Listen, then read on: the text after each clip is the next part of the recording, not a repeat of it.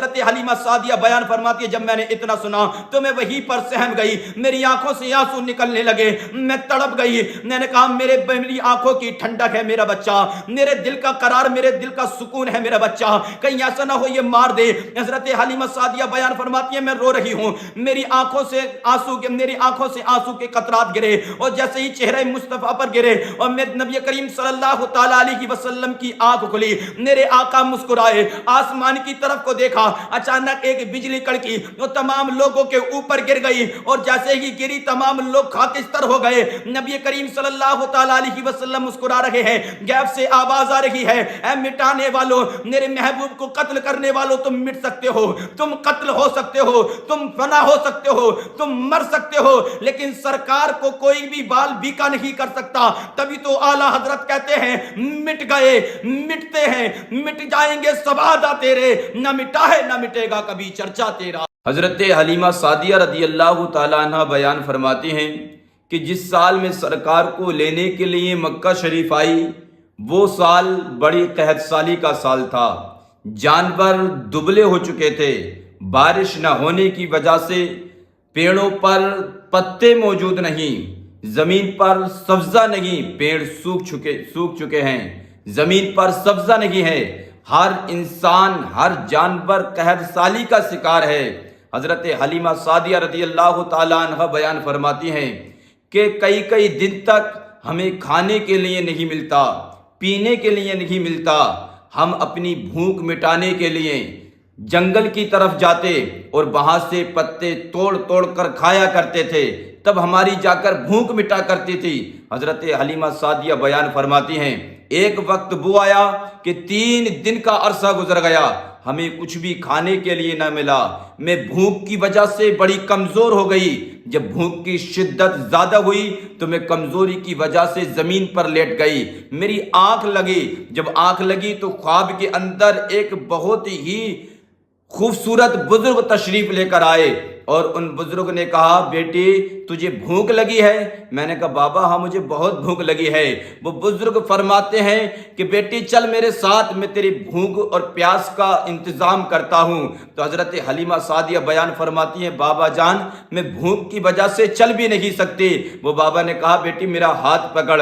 حضرت حلیمہ سعدیہ بیان فرماتی ہیں میں نے بابا کا ہاتھ پکڑا، جیسے ہی ہاتھ پکڑا تو بابا مجھے لے کر چلے، چند قدم ہی چلے ہوں گے تو میں کیا دیکھتی ہوں، ایک بڑی لمبی چوڑی نہر ہے جو دودھ سے زیادہ سفید ہے اور شہد سے زیادہ میٹھی ہے۔ جب میں اس کے پاس پہنچی تو بابا نے کہا بیٹی اس میں سے پانی پی لو۔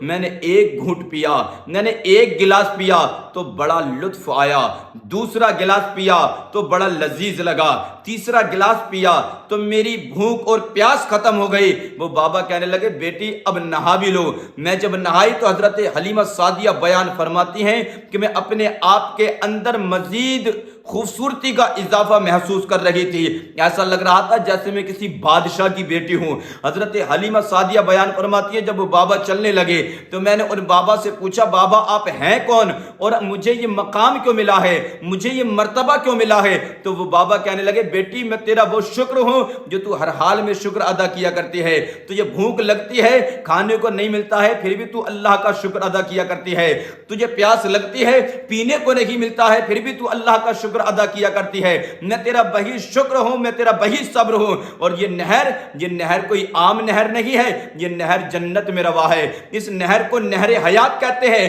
بیٹی اس نہر کا مقام یہ ہے، اس نہر کا مرتبہ یہ ہے کہ اگر اس میں مردے کو ڈال دیا جائے تو اللہ کے حکم سے زندہ ہو جاتا ہے۔ حضرت حلیمہ سعدیہ بیان فرماتی ہیں وہ بابا کہنے لگے بیٹی تجھے معلوم ہے نبی آخر الزمان صلی اللہ تعالی علیہ وسلم کی امت جب کسی گناہوں کی وجہ سے جہنم میں جائے گی تو وہ جب نبی کریم صلی اللہ تعالی علیہ وسلم شفاعت فرمائیں گے، اللہ نبی کریم صلی اللہ تعالی علیہ وسلم کی شفاعت کو قبول فرمائے گا، وہ جہنمی جب جہنم سے آزاد ہوں گے تو اللہ کے آخری نبی اسی نہر کے اندر اپنی امت کو غوطہ لگائیں گے اور وہ ایسے ہو جائیں گے جیسے کہ 14ویں رات کا چاند ہوتا ہے۔ یا حلیمہ تجھے بڑے رنگ لگنے والے ہیں، تیرا نام بڑا اونچا ہونے والا ہے، کیونکہ تیری گودی کے اندر وہی نبی آنے والا ہے، وہی اللہ کا محبوب آنے والا ہے، تو تجھے اس نہر کا پانی اس لیے پلایا گیا ہے کیونکہ تو اسی نبی کی دائی بننے والی ہے، اسی نبی کو تو دودھ پلانے والی ہے، وہی نبی تیری گودی میں آنے والا ہے۔ اے حلیمہ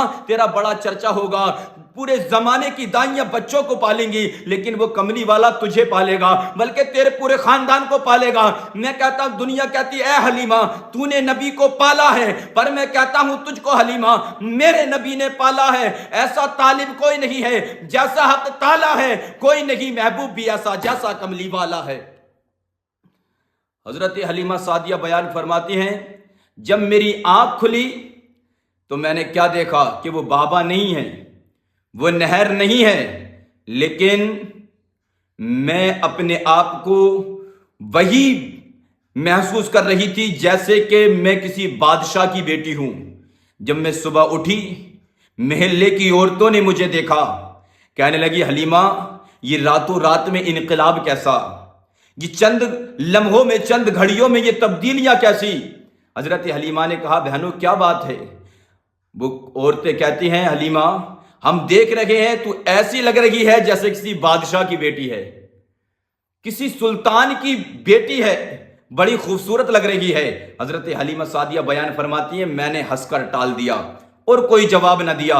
ایک دن وہ آیا، حضرت حلیمہ سعدیہ بیان فرماتی ہیں کہ جب عورتیں دائیاں مکہ شریف جانے کے لیے روانہ ہو رہی ہیں، تیار ہو رہی ہیں، تو میں نے اپنے شوہر سے بھی کہا، اپنے سرتاج سے کہا، حضرت حارث سے کہا، حضرت حلیمہ سعدیہ رضی اللہ تعالیٰ عنہا نے، کہ عورتیں جا رہی ہیں بچوں کو لینے کے لیے، اگر آپ اجازت دیں، اگر آپ ساتھ چلیں تو ہم بھی مکہ شریف جانا چاہتے ہیں، ہم بھی کسی بچے کو اپنی آغوش میں اٹھانا چاہتے ہیں، اسے سینے سے لگانا چاہتے ہیں، ہو سکتا ہے اس بچے کی وجہ سے اللہ رب العزت ہماری غریبی کو دور کر دے، ہماری پریشانیاں دور ہو جائیں، یہ قحط سالی دور ہو جائے۔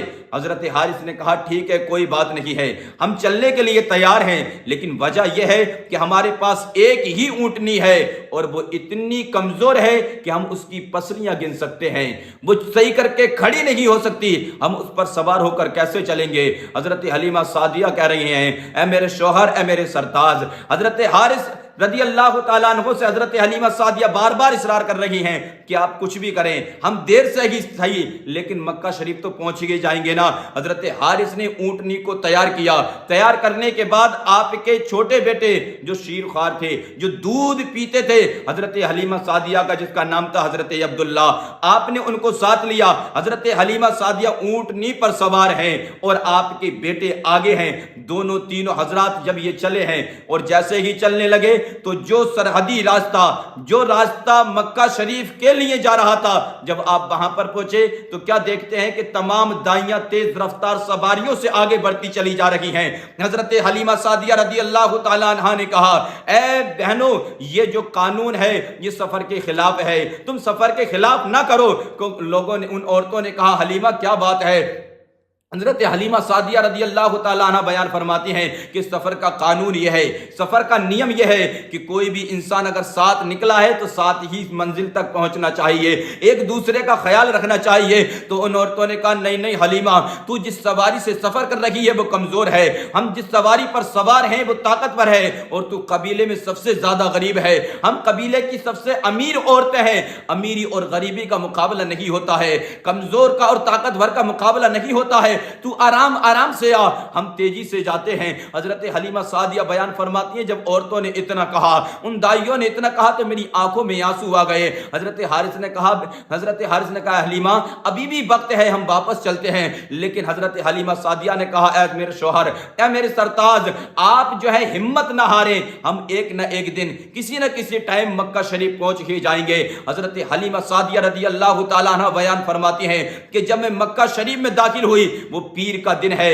اور جب میں پہنچی تو کیا دیکھا کہ امیروں کے بچے، تاجروں کے بچے، رئیسوں کے بچے، مالداروں کے بچے، زمینداروں کے بچے ان دائیوں نے لے لیے ہیں، لیکن اب مکے کے اندر کوئی بچہ نہیں ہے۔ حضرت حلیمہ سعدیہ رضی اللہ تعالیٰ عنہا نے جو ہے خانہ کعبہ کے پاس پہنچی اور پہلے طواف کیا، حجر اسود کو بوسے دیے، اس کے بعد آپ نے رب کعبہ کی بارگاہ میں دعا کی یا اللہ رب العزت مجھے بھی کوئی بچہ عطا فرما، مجھے بھی کوئی بیٹا عطا فرما۔ حضرت حلیمہ سعدیہ نے ابھی दुआ के हाथ चेहरे पर फेरे ही थे, जब पीछे मुड़कर देखा तो क्या देखती हैं, एक बहुत ही हसीनो जमील बुजुर्ग है, चेहरे पर नूर की शुआएं फूट रही है, हाथ में असासा है और सर पर पगड़ी है, लंबा कद है। हजरत हलीमा सादिया रजी अल्लाह तआला अन्हा से उन्होंने पूछा, बाबा ने पूछा है हलीमा रो क्यों रही हो, ए बच्ची रो क्यों रही हो? तो आपने कहा कि बाबा मैं एक दाई हूं, मैं बच्चे को दूध पिलाकर उजरत हासिल करती हूं।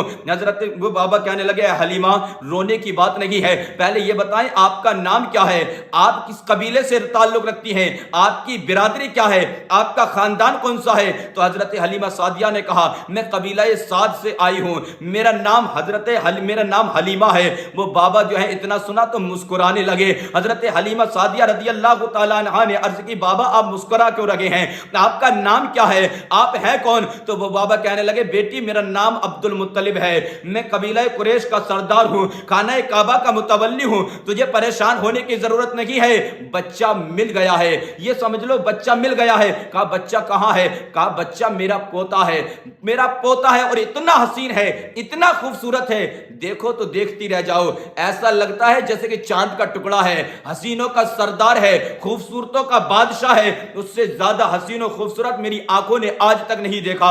हजरत हलीमा सादिया रजी अल्लाह तआला अन्हा बयान फरमाती हैं, मैंने कहा बाबा जान आप मुझे लेकर तो चलें, मैं आपके बेटे को देखना चाहती हूं, उसे गले से लगाना चाहती हूं। हजरत अब्दुल मुत्तलिब आगे आगे चल रहे हैं, हजरत हलीमा सादिया पीछे पीछे चल रही हैं। जैसे कि मेरे आका के घर पर हजरत हलीमा सादिया पहुंची तो क्या देखा, बीच आंगन में एक बड़ी हसीनो जमील औरत बैठी हुई है, बड़ी खूबसूरत औरत बैठी हुई है। हजरत अब्दुल मुत्तलिब ने कहा बेटी तुम जिस औरत को देख रही हो ये कोई और नहीं है, ये मेरे बेटे की बहू है, इनका नाम हजरत आमिना है, इन्हीं का बच्चा है जिसकी मैं बात कर रहा था, जो चांद से ज्यादा हसीन और जमील है, चांद से ज्यादा खूबसूरत है। हजरत हलीमा सादिया रजी अल्लाह तआला अन्हा बयान फरमाती हैं, उन्होंने मेरे चेहरे को देखा तो मुस्कुराने लगी, ऐसा लग रहा था जैसे कि वो मुझे पहले से ही जानती हो। हजरत हलीमा सादिया रजी अल्लाह तआला अन्हा बयान फरमाती हैं कि जब मैं आगे को बढ़ी और बढ़ने के बाद जब मैंने सरकार सल्लल्लाहु तआला अलैहि वसल्लम के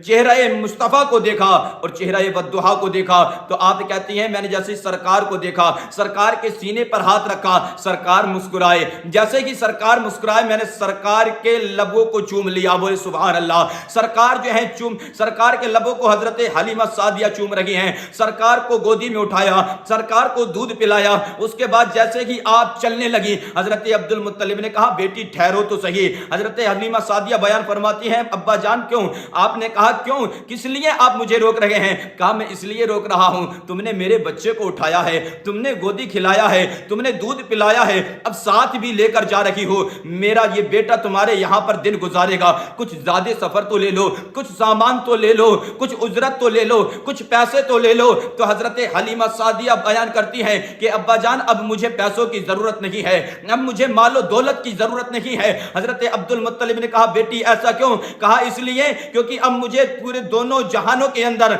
नामे मुस्तफा का वसीला काफी है, नामे मोहम्मद का वसीला काफी है। अभी तो आपने कहा था कि मिल गए मुस्तफा और क्या चाहिए, फजले रब्बुल उला और क्या चाहिए, जिनके हाथों में है दामने मुस्तफा उनको रोजे जजा और क्या चाहिए, हर जुर्म पे करम हर खता पे अता, फिर भी पूछते हैं बता और क्या चाहिए। हजरत हलीमा सादिया रज़ी अल्लाह तआला अन्हा बयान फरमाती हैं कि जब मैं सरकार को लेकर अपने डेरे की तरफ चली तो मेरे दिल में ख्याल आया क्यों ना सरकार के साथ में आज खाने काबा का तवाफ कर लिया जाए। हजरत हलीमा सादिया सरकार को गोदी में उठाई हुई हैं और खाने काबा का तवाफ कर रही हैं, खाने काबा का तवाफ कर रही हैं और जो काबे का काबा है वो हजरत हलीमा सादिया की गोद में है। हाजी आओ शहनशाह का रोजा देखो, काबा तो देख चुके काबे का काबा देखो।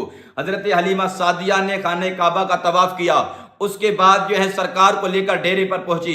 जब डेरे पर पहुंचे तो आपने सामान्य सफर तैयार किया और अपने शहर के लिए अपने मुल्क के लिए आप रवाना होने लगी। जब रवाना हुई तो जो आपसे पहले जो दाइयां आई थी वो आपसे पहले निकल चुकी थी।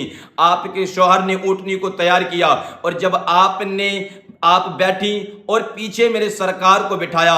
جب پیچھے میرے سرکار ہیں, حضرت عبد المطلب دیکھ رہے ہیں, حضرت حارث اونٹنی کو اشارہ کر رہے ہیں اٹھنے کا, لیکن اونٹنی نہیں اٹھ رہی ہے. اونٹنی کو ضرب لگائی لیکن اونٹنی نہیں اٹھی. عبد المطلب نے کہا بیٹی یہ اونٹنی ایسے نہیں اٹھے گی, اے حارث یہ اونٹنی ایسے نہیں اٹھے گی. تو حضرت حارث نے کہا کہ اونٹنی میری ہے یا آپ کی ہے, مجھے زیادہ معلوم ہے یا آپ کو زیادہ معلوم ہے. تب حضرت عبد المطلب نے کہا بیٹا آپ کا ہے یا میرا ہے, بیٹے کے بارے میں آپ کو زیادہ معلوم ہے یا مجھے زیادہ معلوم ہے. قسم خدا کی یہ اونٹنی قیامت تک نہیں اٹھ سکتی. کہا کیوں؟ کہا اس بچے کو, میرے لخت جگر نور نظر کو تم نے پیچھے بٹھایا ہے, اس کو آگے بٹھاؤ, اونٹنی خود بخود اٹھ جائے گی.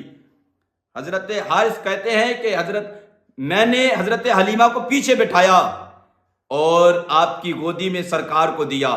جیسے ہی گود میں سرکار ہیں, آگے سرکار ہیں, اونٹنی خود بخود اٹھی اور جب چلی تو ایسے چلی جیسے کہ ہوائیں چلتی ہے. ہواؤں کو پیچھے چھوڑتی ہوئی بجلی کی طرح اونٹنی چلنے لگی. اور جو دائیاں ہم سے پہلے نکلی تھی, حضرت حلیمہ سعدیہ بیان فرماتی ہیں, ہم انہیں پار کرتے ہوئے نکل گئے, ان کو پیچھے چھوڑتے ہوئے نکل گئے.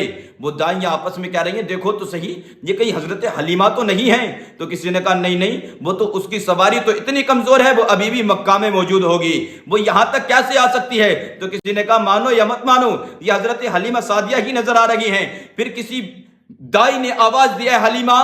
جب آواز دی تو حضرت حلیمہ نے اپنی سواری کو روکا. تو وہ دائیاں کہنے لگی لگتا ہے کہ تو مکے میں سواری کو بدل کر آئی ہے. تب حضرت حلیمہ نے کہا سواری بدل کر نہیں آئی, بلکہ سوار بہت خوبصورت لے کر آئی ہوں, سوار ہی بڑا حسین و جمیل ہے. اور آپ جو ہیں تیز رفتاری سے آگے بڑھنے لگی. آپ بیان فرماتے ہیں کہ رات ہو گئی ہمیں ایک جگہ سفر پر, جب ہم سفر کر رہے تھے تو رات ہو گئی, اور جہاں پر ہمیں رات ہوئی اور جس قبیلے میں ہم ٹھہرے وہ قبیلہ حذیل تھا.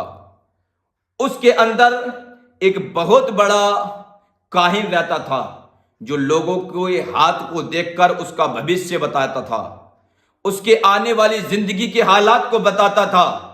حضرت حلیمہ سعدیہ بیان فرماتی ہیں اس کے پاس چند لوگ بیٹھے ہوئے قبیلہ حذیل کے, اور وہ بتا رہا ہے لوگوں کو کہ اے لوگوں کہ ایک بچہ پیدا ہو چکا ہے جس کا نام محمد ہے, وہ اللہ کا آخری نبی ہوگا.